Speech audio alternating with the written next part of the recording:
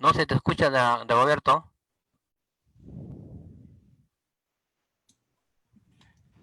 Buenas noches, buenas tardes, señoras y señores. Soy el ingeniero Dagoberto Apivilela. Estamos en la Semana de la Ingeniería Nacional. Hoy miércoles 10 de junio y contamos con las conferencias virtuales. Hay un protocolo para este tipo de conferencias. Esta conferencia tendrá una duración de 40 minutos y al final de la misma habrá una rueda de preguntas de 15 minutos. Los que quieran hacer uso de la palabra levantarán la mano en la herramienta que se encuentra en la parte inferior del ordenador. Y luego también quienes quieran que se les emita un certificado de participación en el chat de participantes tengan a bien registrarse. Este certificado tiene un costo. Tengo el alto honor de presentar al presidente del capítulo de Ingeniería Sanitaria y Ambiental, ingeniero CIP, Marco Antonio Ramírez Chávez, quien hará la presentación de esta primera conferencia magistral de hoy día, miércoles 10 de junio. Adelante, ingeniero Marco Antonio. Muchas gracias, ingeniero Dagoberto Api. Para mí es un gran honor saludar a todos los participantes y muy en especial al ingeniero Marcos Alegre Chan, quien representa el capítulo de Ingeniería Sanitaria y Ambiental en esta conferencia magistral. Bueno, me toca presentar al ingeniero. Él es ingeniero sanitario de la Universidad Nacional de Ingeniería. Es máster en agua y gestión ambiental por Loughborough University of Technology de Reino Unido. También es presidente del grupo GEA y coordinador de la Unidad de Economía Circular. Ha sido viceministro de Gestión Ambiental del Ministerio del Ambiente durante el periodo 2016-2018 y presidente de la Red Global de Eficiencia de Recursos y Producción Más Limpia. Y también miembro del Comité Científico del World Resources Forum en Ginebra, Suiza, durante el año 2019. Actualmente es coordinador del proyecto Consumo y Producción Sostenible en América Latina y el Caribe del proyecto del PNUMA, el Programa de Naciones Unidas para el Medio Ambiente, con soporte técnico del grupo GEA. Para mí nuevamente es un grato honor contar con la presencia del ingeniero Alegre y no dudo que su presentación será brillante. Adelante, por favor, ingeniero Alegre, tiene usted la palabra.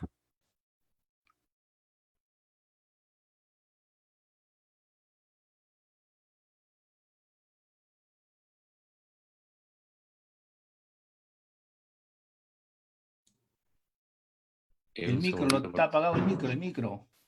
Ok. Espera un ratito. Un ratito. Eso está un poco. Un segundo, por favor.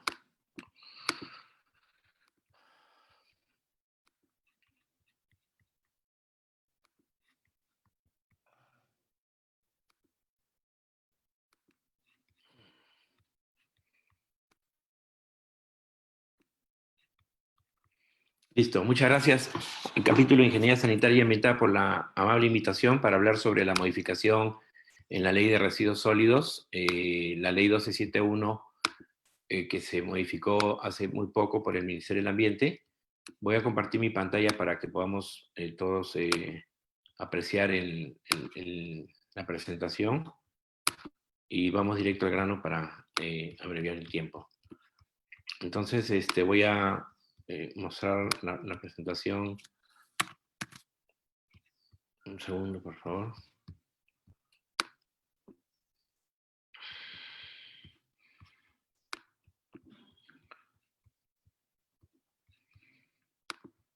No sé si pueden ver todos la pantalla.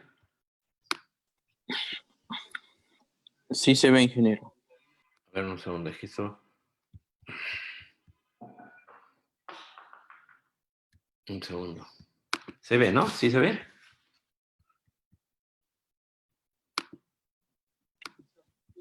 ¿Se ve? Sí se ve, ingeniero. Ok, entonces avanzamos. Si todo se ve. Voy a hablar sobre los cambios en la legislación ambiental relacionados a los residuos sólidos. El contenido de la presentación es los hitos en la normatividad en residuos sólidos en los últimos 20 años.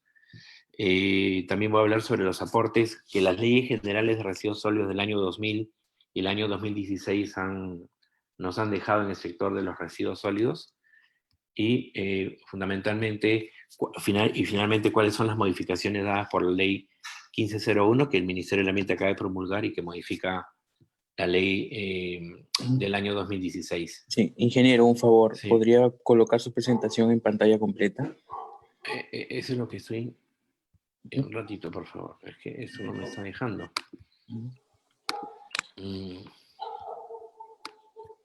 Ok, acá está. Listo. ¿Está ahí? ¿Está bien? Perfecto. Entonces vamos directo al tema. La Ley General de Residuos Sólidos, en los últimos 20 años han habido dos leyes generales de residuos sólidos. La Ley 27314, que se promulgó el año 2000, como vemos acá, y después de 16 años la Ley 1278 del año 2016, que se promulgó en el marco de una delegación de facultades al Ejecutivo, y la modificatoria, que es materia de esta conversación, del año 2020, que modifica la ley del año 2016.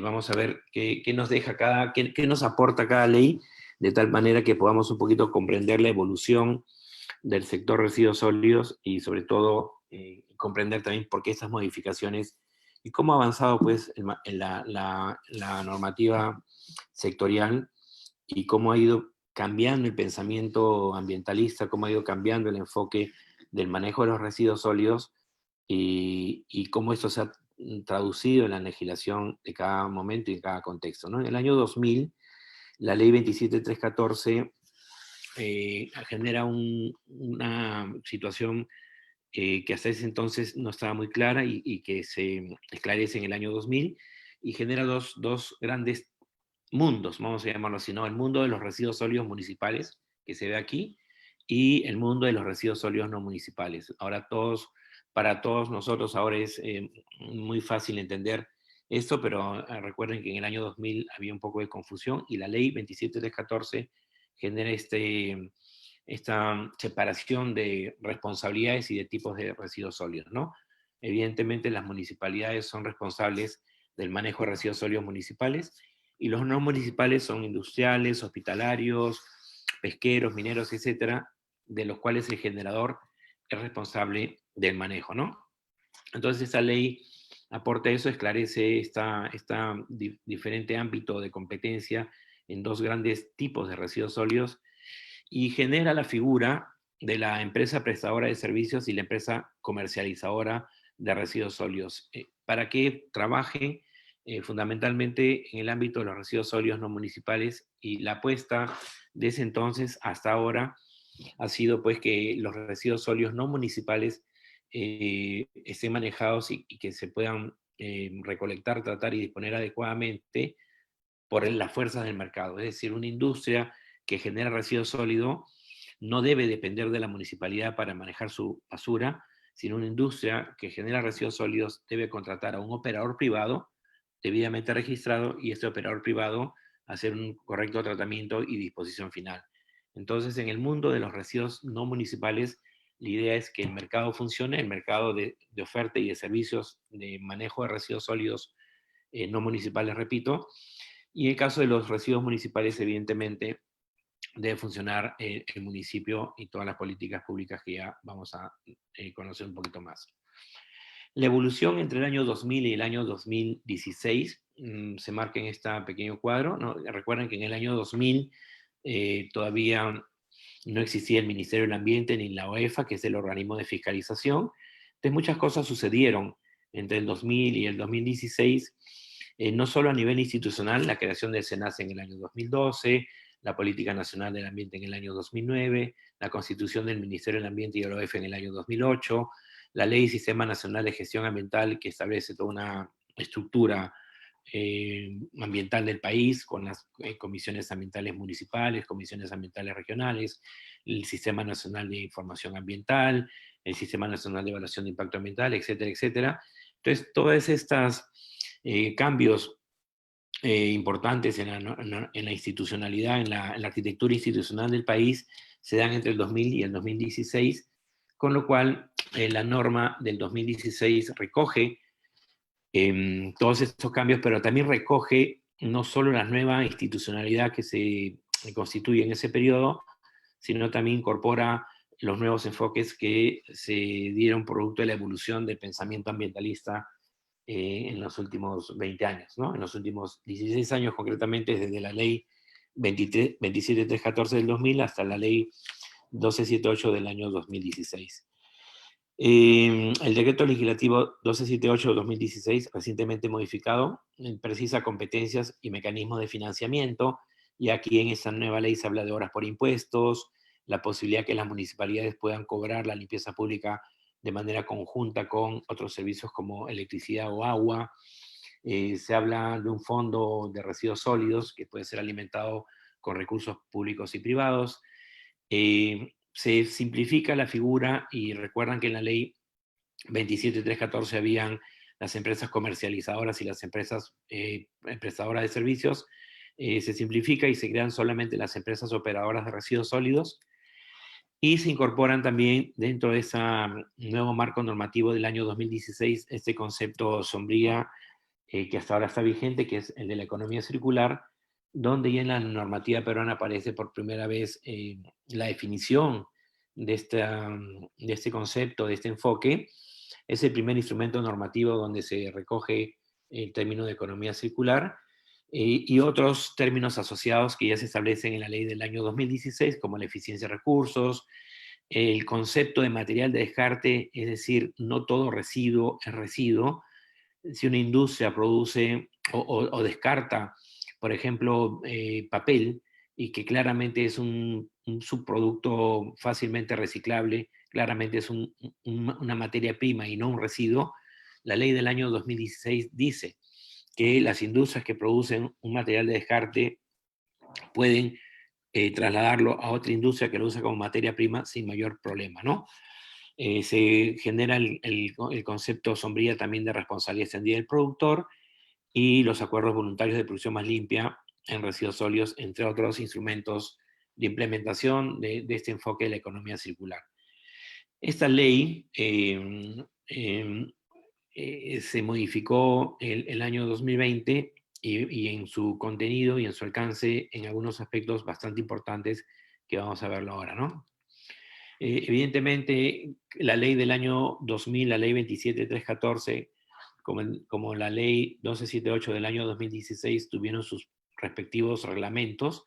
La ley del 2000 se reglamentó en el 2004 y la ley del 2016 se reglamentó justo un año después, en diciembre del año 2017, con lo cual se dio paso a su implementación plena, ¿no? Recordemos que las leyes generales, si bien son transversales y de cumplimiento obligatorio para todos los sectores, digamos, juegan en pared, juegan en mecanismos de sinergia, en mecanismos de complementación con otros dispositivos de menor jerarquía, pero igualmente importantes para su implementación, ¿no? Tenemos la norma técnica peruana 900-058 del año 2019, la norma de colores de los contenedores. Tenemos una serie de ordenanzas municipales que regulan en específico los aspectos establecidos en la Ley General de Residuos Sólidos del año 2016 y en su modificatoria. Recordarán muchos de ustedes, obviamente, la Ley de Plástico de un Solo Uso del año 2018, el régimen especial de los residuos de aparatos eléctricos y electrónicos del año 2019, más recientemente la hoja de ruta en economía circular para la industria del año 2020. En fin, hay una serie de normas que, por llamarlo en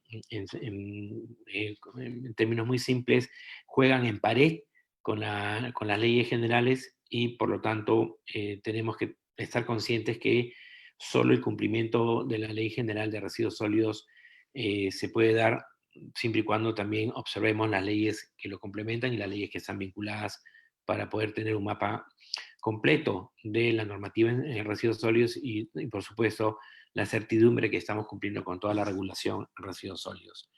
El cambio fundamental que se ha dado en la normativa es pasar de ese concepto de la ley del año 2000, que era una ley que si bien ya visoraba principios de minimización, principios de reciclaje, principios de aprovechamiento del residuo sólido, no era tan explícita y no establecía los instrumentos para su implementación. Me explico, en la ley del año 2000 se decía minimicemos y reciclemos, pero no había el mecanismo para hacerlo, ¿no?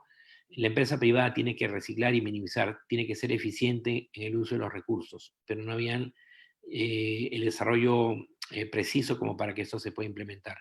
Y en la ley del año 2016 se le pone un énfasis mayor a la valorización de los residuos sólidos, a la necesidad de involucrar al sector privado y se establecen algunos instrumentos de implementación de esta ley, con este concepto nuevamente marco, que es el de la economía circular, el que busca que la materia prima sea usada sucesivamente la mayor cantidad de veces posible, ¿no?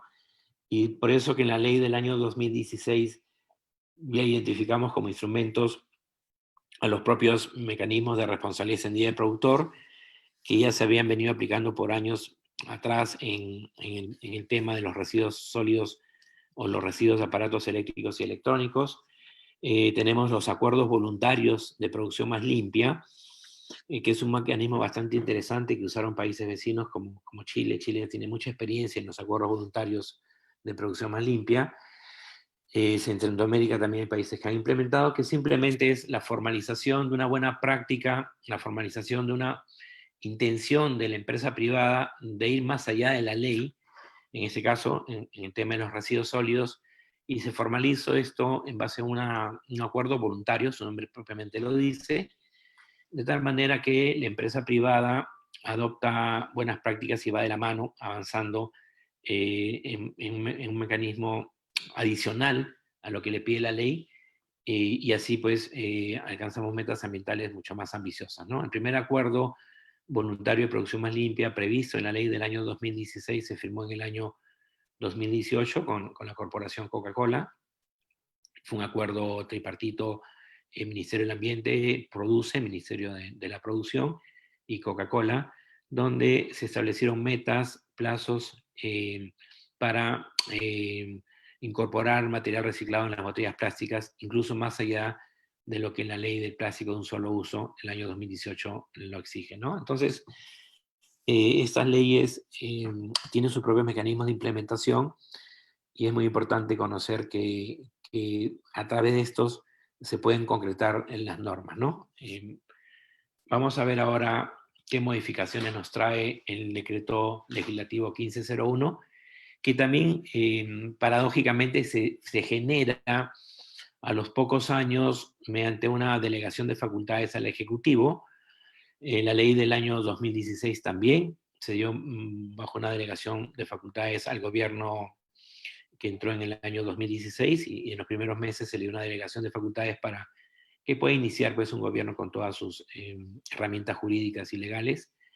Y ahora en el contexto del COVID se le da la delegación para que puedan generar su propia normativa, y ese es el caso del decreto legislativo 1501 que modifica la ley del año 2016. Vamos a ver en detalle en qué aspectos se ha modificado esta ley del año 2016 recientemente. El artículo 9, y vamos a recorrer rápidamente artículo por artículo. El artículo 9 de la ley anterior se modifica ahora con esta precisión. En muchos artículos han habido precisiones, ¿no? Esta es una de ellas. Les contaba que en la ley del año 2016 se crea la figura del material de descarte. Entonces, nuevamente, una industria puede, ¿no?, entregar su residuo sólido, entre comillas, a otra industria como si fuera una materia prima, como si fuera una mercancía, con lo cual se exonera de trasladar este residuo sólido, entre comillas residuo sólido, porque es una materia prima, de la industria A a la industria B, se puede trasladar con la propia logística de la industria, sin necesidad de contratar a una empresa operadora de residuos sólidos, porque se entiende que ese material de descarte no es un residuo sólido, sino más bien es una materia prima que si bien una industria no la usa, la otra la necesita como un insumo para su proceso productivo, ¿no? Entonces, en la modificación de la ley del año 2016, se hacen algunas precisiones sobre el material de descarte, porque había un problema. Lo que pasa es que nuestra normativa, nuestro sistema jurídico, tiene que ser bastante explícito, yo diría casi al pie de la letra, lo cual es una, disculpen si hay abogados acá, pero acá hablo un poco como ingeniero que conoce muy poco de la técnica legislativa, pero las leyes peruanas tienen que ser muy descriptivas, muy explícitas, para que el funcionario público se sienta seguro que está actuando de conformidad a la ley, ¿no? Entonces la ley prácticamente tiene que ser como, casi, no exagero, si tiene que ser casi como una receta, ¿no? Para evitar márgenes de interpretación o de discrecionalidad, ¿no? Lo cual tiene sus ventajas, pero también sus desventajas, evidentemente, ¿no? Entonces, en muchos aspectos de esta modificación de la ley del año 2016, lo que se hace son precisiones, lo cuales sirven porque tanto el sector privado, la empresa privada, como el funcionario público está, digamos, mucho más claro de qué se está hablando, ¿no? Entonces, una primera precisión que se hace en la modificación de la ley es que el material de descarte es todo subproducto, merma u otro similar naturaleza, que constituye un insumo directamente aprovechable por la misma actividad u otra, ¿no? Cumplido ese criterio, puede ser recolectado y transferido sin la obligación de contratar a una empresa operadora de residuos sólidos, ¿no? Esto que está en negrita que ustedes están viendo es lo que se agregó. En la anterior ley decía, puede ser recolectado y transferido sin que tenga que, puede ser recolectado y transferido como una mercancía, y acá se pone expresamente sin la obligación de contratar a una empresa operadora de residuos sólidos, ¿no? Esta modificación sí es bastante interesante porque cuando una empresa quería, vamos a imaginar una empresa, una industria, tenía viruta metálica y quería entregar su viruta metálica a una fundición. Para hacer esa entrega de la viruta metálica a una fundición, la empresa, la industria que tenía este residuo sólido, entre comillas, tenía que modificar su estudio de impacto ambiental o su instrumento de gestión ambiental. O sea, todo un trámite engorroso, pesado, para hacer algo que evidentemente tiene un impacto ambiental positivo, ¿no? Si yo soy una industria, para llevar mi metal residual a una fundición, ¿por qué tengo que modificar todo mi EIA o mi instrumento de gestión ambiental? Entonces acá hay una modificación sí, interesante que dice que la industria que quiere usar el mecanismo del material de descarte simplemente lo va a entregar a otra industria que lo va a usar como materia prima, y para ello solo pone en conocimiento, o sea, solo informa a la autoridad ambiental competente que va a hacerlo, ¿no? O sea, yo soy una industria que tengo metal residual, le informa a la autoridad competente que mi metal residual lo voy a entregar a otra industria y punto, ¿no? Ya no tengo que modificar mi estudio de impacto ambiental ni hacer mucho más trámites complicados para una industria que está pues abocada a su negocio, ¿no?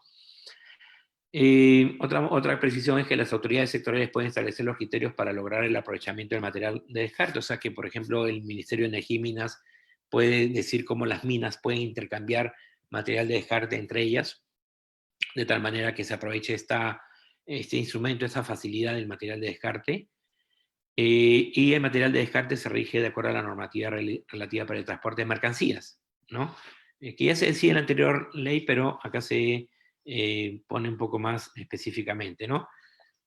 Y el material de descarte, para que no haya, digamos, gato por liebre, si el material de descarte ya no ha perdido su utilidad o se va a entregar a un reciclador, no es material de descarte, sino se tiene que hacer de conformidad con los procedimientos de los residuos sólidos. O sea, el material de descarte se convierte en residuo sólido si ya no es útil, si ya no se puede reciclar, o si este material de descarte no se entrega directamente a una industria que lo va a usar como materia prima, sino se entrega a un intermediario podría ser un reciclador, ¿no? Entonces, en este caso, no se puede, la industria no puede usar la figura del material de descarte porque está entregando su residuo, entre comillas, pero no a otra industria que lo usa como materia prima, sino a un intermediario. El artículo 13 también hace algunas precisiones sobre el régimen en especial de gestión de residuos de bienes priorizados.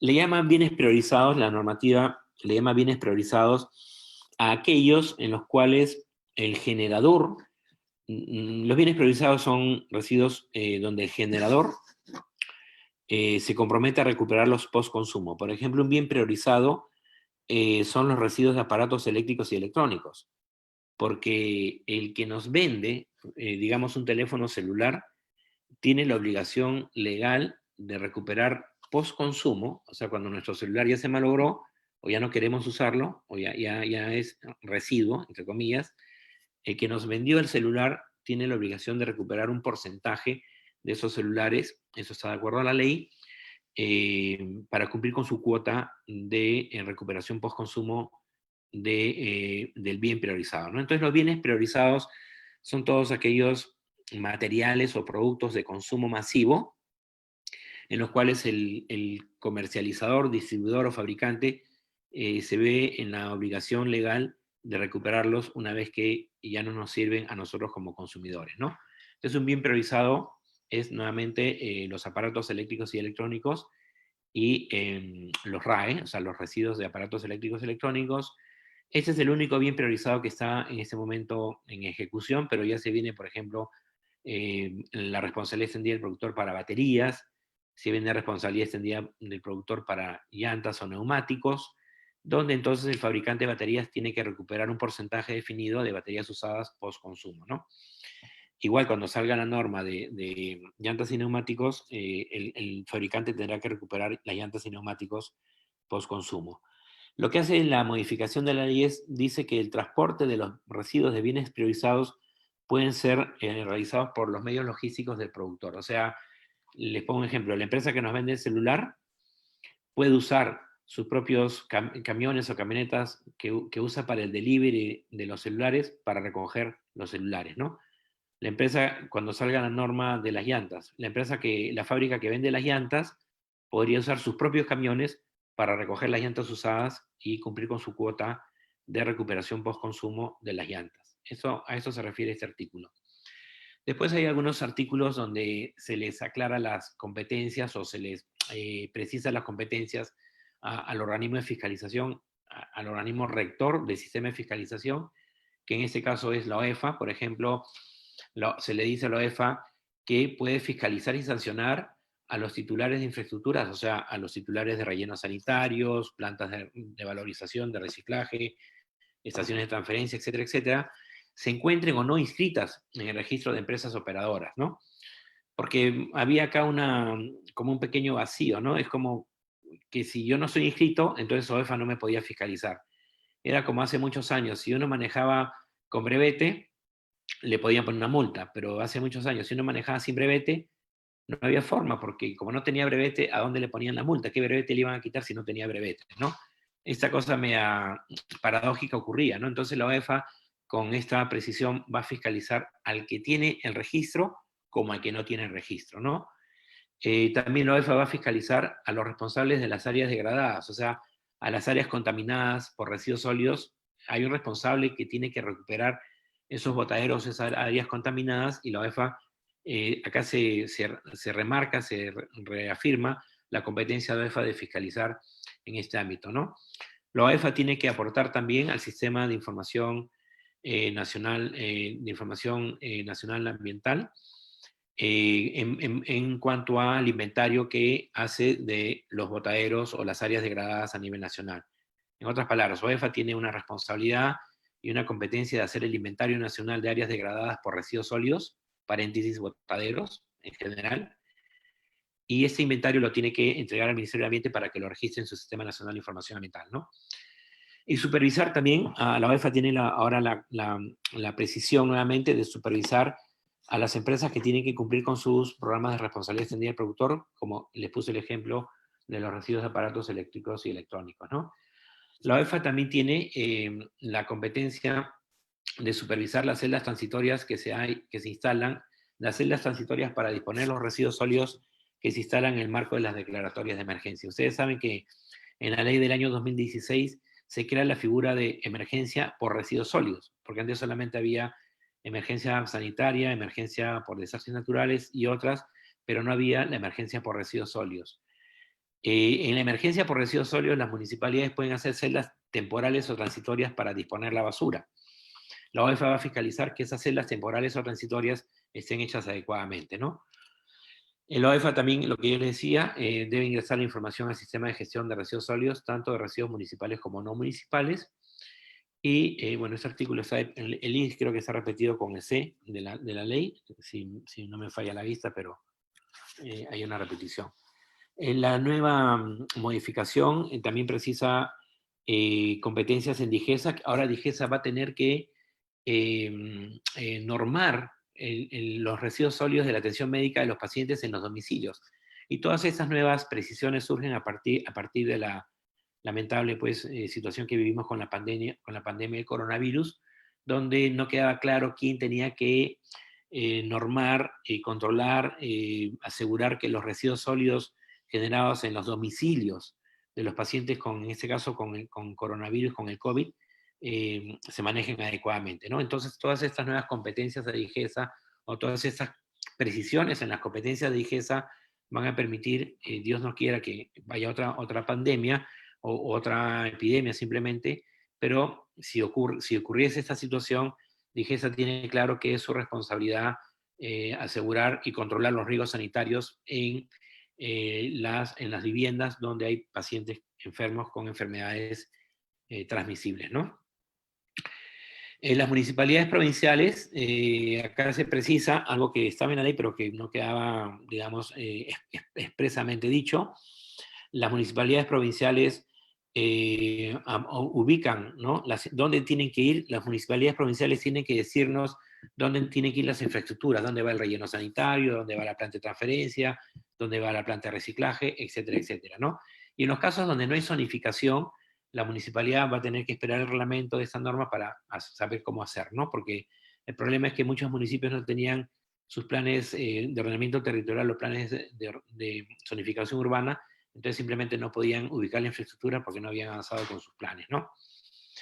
Las provinciales tienen ahora, esa es una nueva precisión, porque ya estaba en la ley anterior, las municipalidades provinciales deben fiscalizar y sancionar a las municipalidades distritales si no hacen bien su trabajo. O sea, la provincia fiscaliza al distrito que haga bien su trabajo. Eso es lo que nos dice el inciso D del artículo 23. Y las municipalidades provinciales también aprueban los instrumentos de gestión siempre y cuando sirvan a uno más distritos, ¿no? Y también aprueban los instrumentos de gestión ambiental, o sea, los estudios de impacto ambiental para los proyectos de recuperación o reconversión de áreas degradadas. O sea, los proyectos tanto de infraestructura de residuos sólidos, llámese relleno sanitario, estación de transferencia, planta de valorización, o proyectos de recuperación de botaderos, por llamarlo en términos más sencillos, son aprobados por las municipalidades provinciales cuando estos proyectos sirvan a uno o más distritos, ¿no? Las provinciales también apoyan, ahora la ley está expresa, apoyan a los municipios distritales que no se puedan hacer cargo de la limpieza pública. Recuerdan que hay municipios que entran en crisis por diversas razones. En Lima tuvimos problemas con Villa María del Triunfo, Villa Salvador, el RIMAC, etc. Entonces la municipalidad provincial de iniciativa apoyaba a estos distritos, pero ahora con la precisión que se da en la ley, lo van a poder hacer sin ninguna preocupación de que no están cumpliendo o están incumpliendo con alguna norma. O sea, la provincia puede apoyar al distrito si se entra en crisis, ¿no? Y las municipalidades provinciales también pueden implementar infraestructuras de residuos no municipales. O sea, una municipalidad provincial, si tuviese los recursos, medios y mecanismos y decisión política del caso, podría implementar, por ejemplo, una planta para tratamiento de residuos hospitalarios, ¿no? Eso es lo que nos dice la normativa, que pueden implementar infraestructuras de gestión de residuos sólidos no municipales, como que está acá al final de esta diapositiva.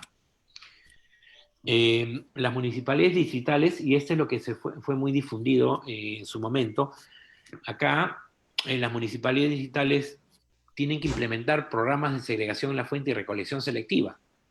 O sea, a partir de la ley del año 2016 decía que la segregación en la fuente y recolección selectiva es progresiva y cada municipalidad iba a hacer de acuerdo a sus posibilidades.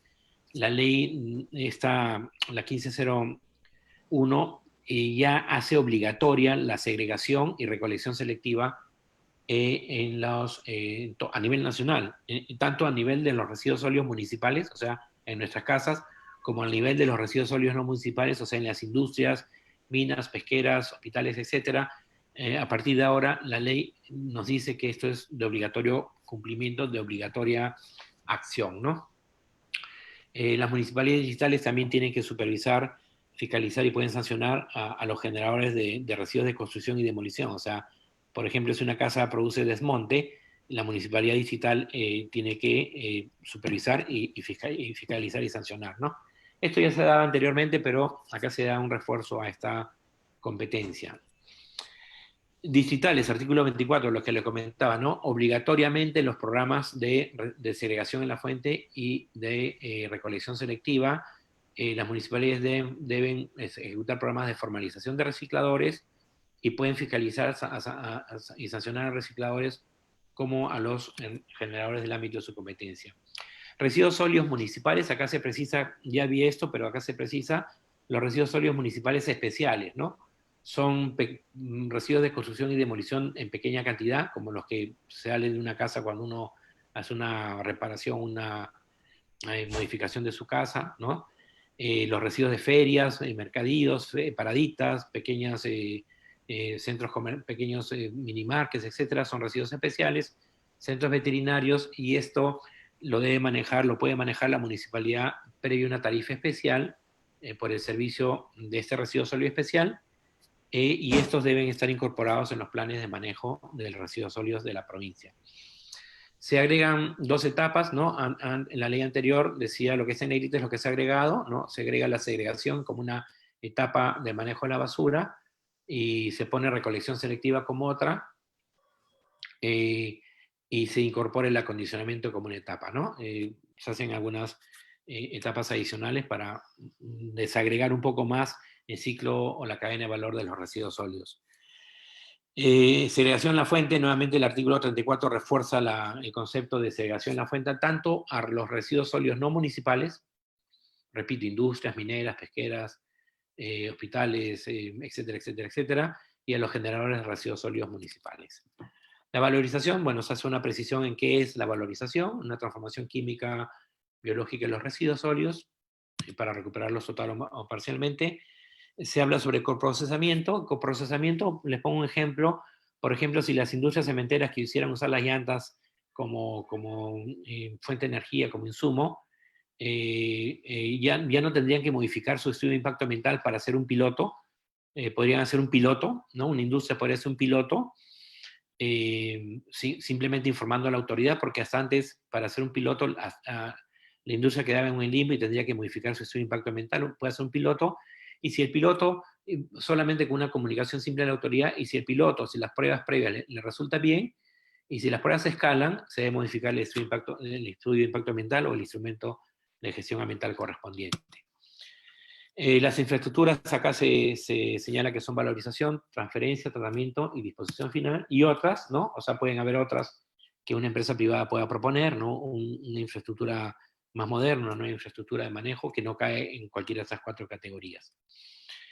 Las municipalidades, esto ya estaba en la ley, pero acá se hace una precisión que las municipalidades pueden hacer cobros con empresas de servicios públicos como distribución de energía eléctrica, y las empresas que cobran por la municipalidad se constituyen en entes recaudadores del cobro de arbitrios de la limpieza pública.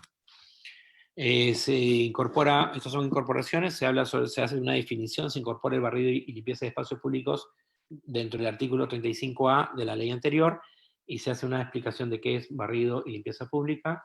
Se incorpora en el 36 como 36A el acondicionamiento de los residuos sólidos, que no es igual a la valorización, sino simplemente es un acondicionamiento. Por ejemplo, si tengo muchas botellas plásticas sucias, las limpio, le quito la tapita, la etiqueta, hago un acondicionamiento, no necesariamente una valorización, pero le doy un valor agregado y el residuo ya acondicionado continúa su camino. En el último parte de la modificación de la ley se incorpora todo un título, el 9, que es el manejo de los residuos sólidos en situaciones de emergencia, y esto surge a partir de la pandemia que todavía estamos sufriendo. Y en esas disposiciones para el manejo de residuos sólidos en situaciones de emergencia, se dice que en ese contexto de emergencia, las infraestructuras no requieren cumplir con el trámite de evaluación ambiental para implementarse. Es decir, si mañana voy a construir una planta de un relleno sanitario en el marco de una emergencia, ya no tendría que tener un estudio de impacto ambiental ni ningún instrumento de gestión ambiental. Simplemente se hace bajo responsabilidad del titular que cumpla con todas las regulaciones ambientales y sin perjuicio que posteriormente se pueda regularizar con su instrumento de gestión ambiental, pero en ese momento podría hacerlo sin un instrumento de gestión ambiental, ¿no?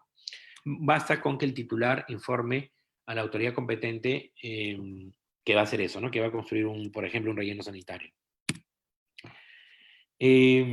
También a partir de la pandemia, ¿no? Se habla de las disposiciones para el manejo de los residuos sólidos en situaciones de emergencia. El artículo 85 nos dice la continuidad del servicio integral de residuos sólidos. O sea, acá lo que nos dice la nueva precisión es que los servicios de limpieza pública no se pueden detener. Son esenciales como el agua potable, como la energía. Entonces la limpieza pública es un servicio que tampoco se puede tener, y si no funciona el municipio, tiene que apoyar la provincia, y si la provincia no puede, tiene que apoyar la región, y si el gobierno regional no puede, tiene que apoyar el gobierno central, pero no se pueden detener los servicios de limpieza pública en contextos de emergencia, ¿no?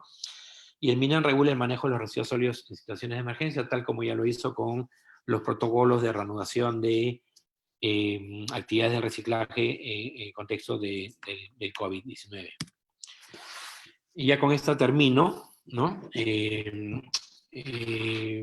en cuenta que esta normativa se engarza, se articula con la profusa normativa que se ha desarrollado a partir de la pandemia de COVID. Desde febrero a la fecha tenemos 1.205 normas. Evidentemente, estas 1.205 normas vinculadas exclusivamente a la pandemia del COVID-19, no, evidentemente no todas tienen connotación ambiental y no todas tienen que ver con residuos sólidos, pero sí se han desarrollado en el marco de la pandemia. Es todo un paquete normativo bastante amplio y profuso que hay que tener en cuenta para un cabal cumplimiento de la nueva ley, de la nueva normatividad o de la ley de residuos sólidos modificada recientemente.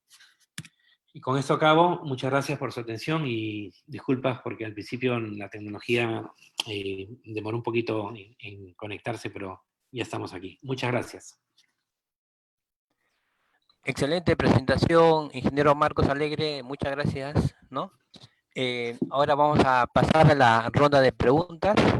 Pediría por favor a las primeras personas que levanten la mano, se preparen para que formulen muy brevemente su pregunta y tener el espacio suficiente para el ingeniero Alegre pueda responder.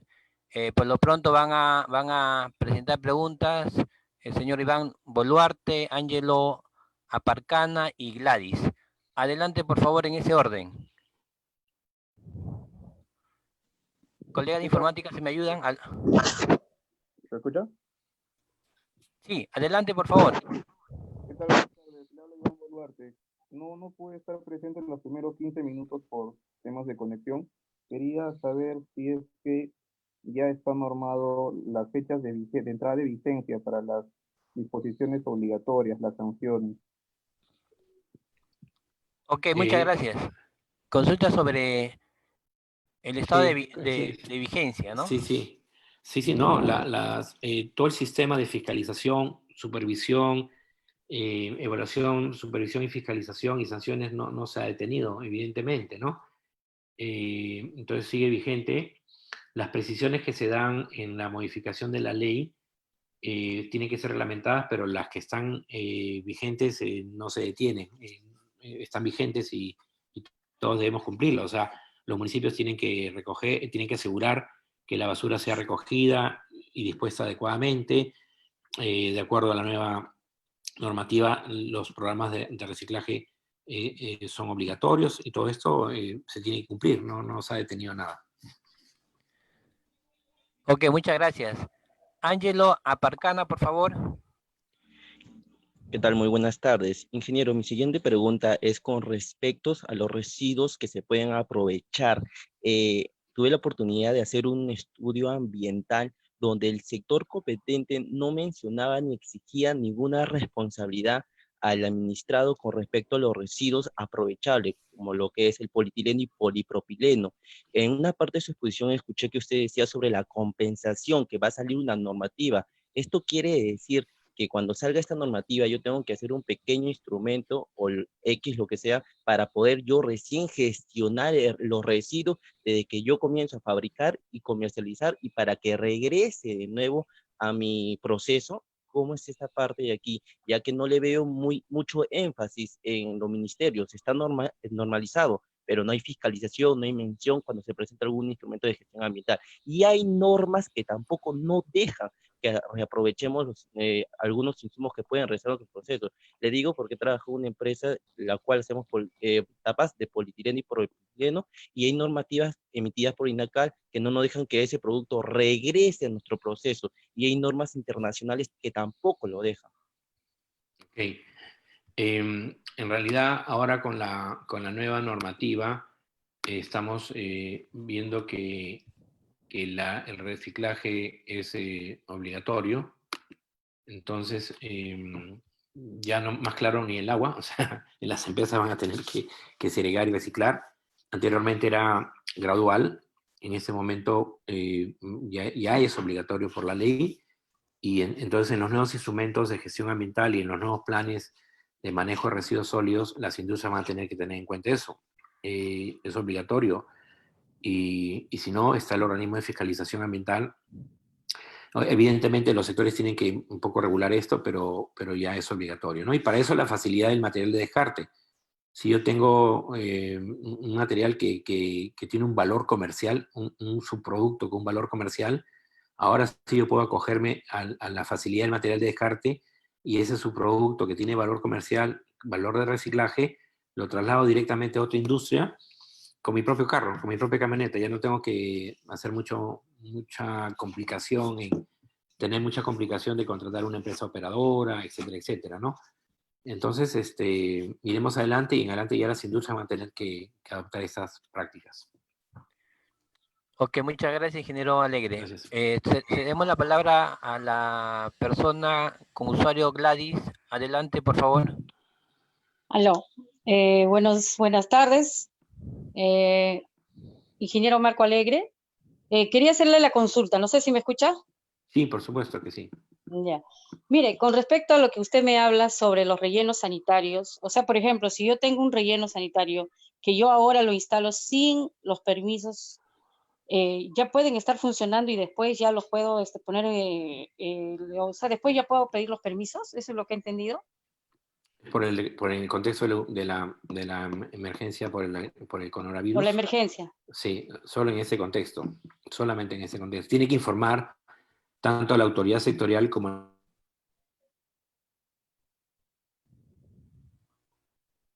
con la autoridad de fiscalización. O sea, usted tendría que informar tiene que informar al MINAM y tiene que informar a la OEFA, que va a hacer eso, ¿no? Y tiene que cumplir con todas las normas de ambientales. O sea, eso no la libera, no es que se ha liberado, ¿no? Tiene que cumplir con todas las normas. ¿Qué quiere decir? Que ese relleno sanitario tiene que evitar la contaminación, por ejemplo, de la napa freática, para lo cual tiene que tener su geomembrana. Ese relleno sanitario tiene que evitar la contaminación de vectores, o sea, la proliferación de vectores, con lo cual tiene que compactar y cubrir la basura. Este relleno sanitario tiene que evitar la generación o minimizar la generación de lixiviados. Tiene que tener sus drenes y sus canales de coronación. Entonces, ese relleno sanitario tiene que cumplir con toda la normativa, incluso de seguridad y salud en el trabajo, la cual es mucho más exigente ahora por la pandemia del coronavirus. Entonces, el relleno sanitario al final del día tiene que estar bien hecho, porque tiene que cumplir con la normativa de aire, agua, seguridad laboral, calidad, no contaminación de suelos, etcétera, etcétera, etcétera. Entonces llegamos a lo mismo, ¿no? No es que es un cheque en blanco para que ya uno haga algo que no es un relleno sanitario. Ok, muchas gracias. Con Sila Muchari, por favor, su micrófono ya está liberado. Sí, ¿qué tal? Buenas tardes. Gracias, Marco, por la presentación. Yo tenía una consulta, era con relación al material de descarte, ¿no? Yo saludo efectivamente de que se haya hecho esta modificación de la ley de residuos sólidos y que ahora sea justamente mucho más viable que las empresas puedan trasladar sus propios residuos a otro tipo de empresas que se van a dedicar ya a la manufactura, ¿no? A este aprovechamiento. Sin embargo, tenía mi duda con relación a los residuos que son peligrosos, ¿no? Supongamos, hago un ejemplo solo por el caso de baterías, ¿no? Las baterías son residuos peligrosos. Entonces, en ese caso, todavía me quedaba la duda si es que también iba a ser así de fácil, digamos, que se pueda transportar los residuos. Claro, entiendo de que tiene que cumplir toda la normativa del MTC, pero ese detalle nada más sí me parecería, me parece que debería ser quizás tener una mayor rigurosidad o asegurar efectivamente que pueda haber algún tipo de impacto, ¿no? en ese transporte, ¿no? Gracias. Gracias, Silvia, por la pregunta. No, definitivamente el residuo peligroso no es un material de descarte. El residuo peligroso es eso, es un residuo peligroso y se tiene que manejar como tal. No es un material de descarte, no entra en la definición de material de descarte. No es una mercancía, no es una materia prima, es un residuo peligroso y se maneja como residuo peligroso con todas las consideraciones de los residuos sólidos peligrosos, a través de una empresa operadora, etcétera, etcétera, etcétera. Ok, muchas gracias. Carlos Montenegro, por favor.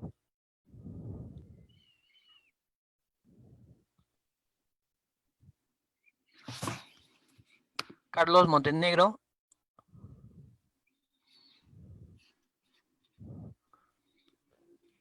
Uy, está teniendo problemas con el micrófono. Carlos Montenegro, por favor, adelante. Sí, buenas tardes, ¿me escucha? Sí. Sí, Carlos, te escuchamos. Ya, perfecto. Disculpe, más bien creo que había tenido un problema acá de audio.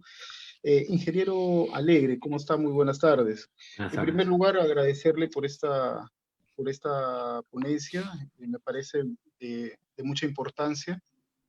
Mi pregunta iba referido, bueno, primero reiterar la consulta anterior con respecto al material de reciclaje o material de descarte, ¿no? Bueno, ya lo ha aclarado usted que un residuo peligroso no se considera pues un material de descarte, sino como tal un residuo peligroso y, bueno, si la empresa productora o generadora de este residuo peligroso puede hacer el traslado a otra empresa que lo va a aprovechar como materia prima, pues está autorizada, ¿no? Cumpliendo con toda la normativa vigente del MTC, correcto.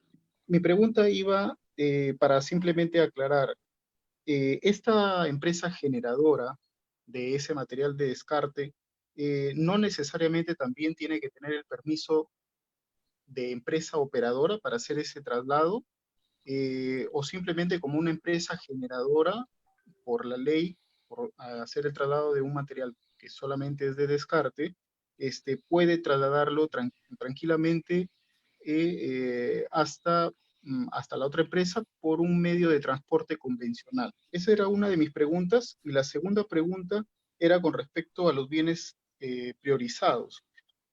Habló usted de que bueno, hasta el momento uno de los bienes priorizados son los celulares y que la recuperación post-consumo lo iba a tener la responsabilidad el mismo comerciante, el que lo comercializa, el proveedor, o bueno, en este caso el generador, ¿no? Y que se iba a hacer pues la recuperación. ¿De qué manera se debería hacer esta recuperación, ¿no? Bajo qué hay alguna normativa o de alguna manera de repente implementar un medio de cómo recolectar nuevamente y asegurarse de que a todos los que vendió, o al menos en general, pueda tener esta recuperación asegurar esta recuperación de este celular que ya está en desuso y que es materia de RAE, por ejemplo, ¿no? Esas eran mis dos consultas. Ok, respecto a la primera pregunta sobre si la empresa tiene que ser una empresa operadora de residuos sólidos para trasladar su material de descarte, no es necesario.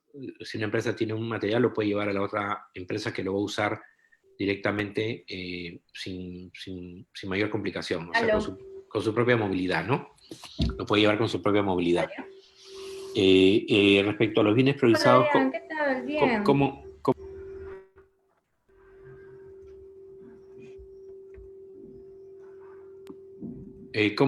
¿Cómo se pueden recuperar los residuos post-consumo?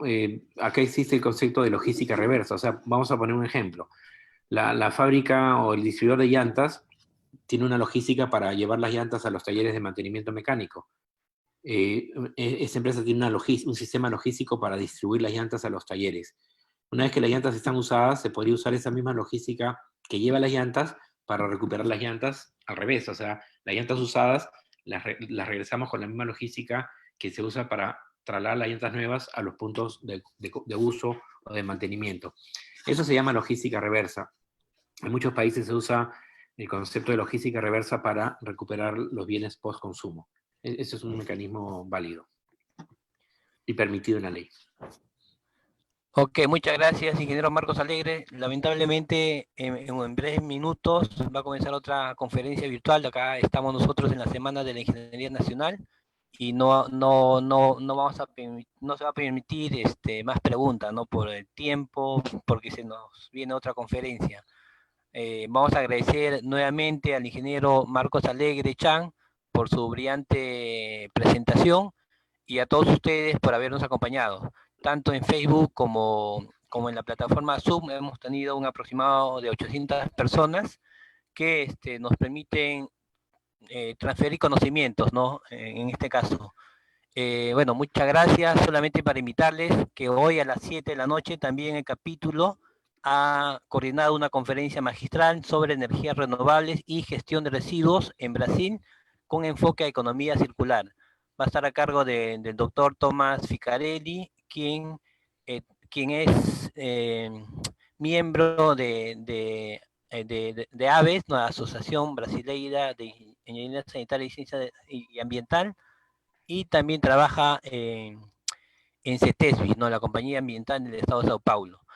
Muchas gracias nuevamente a todos su participación, su presencia, y bueno, solamente agradecerles y esta presentación próximamente se va a enviar.